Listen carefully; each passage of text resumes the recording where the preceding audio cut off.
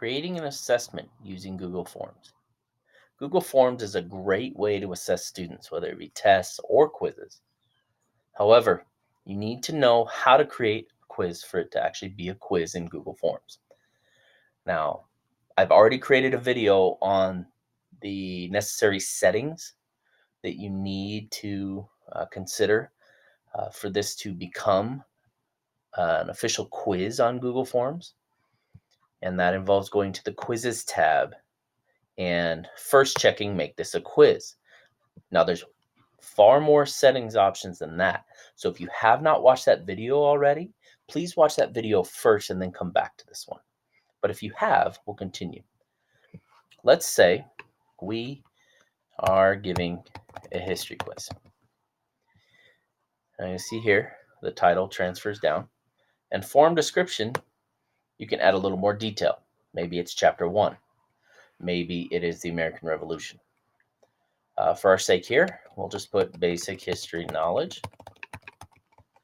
And we will move down to the untitled question that's waiting for us. Let's say our first question is, who was the first president of the United States? We have options now. Just like with paper and pencil quizzes, we can make this multiple choice, as you see. We'll start with short answer, though. With short answer, students will actually have to type in the name George Washington. We have an answer key here, but first we want to make sure we hit that required button. That ensures that students don't accidentally submit a quiz without answering a question, or, as we all know, some students who don't know the answers leave it blank. If we don't want them to do that, then we would also check this. This means they cannot hit the submit button down at the bottom of their quiz until every question is answered. So I'd highly recommend clicking that required tab. Now, we have our question written. We want to go to our answer key. We can assign a point value. You can make it 1, 5, too far. Let's go back down to 1. And now we can even put in the correct answer. So obviously we know George Washington. Let's say maybe a student will put just Washington, and you would accept that. You can type that in. Maybe you are predicting somebody may put President Washington.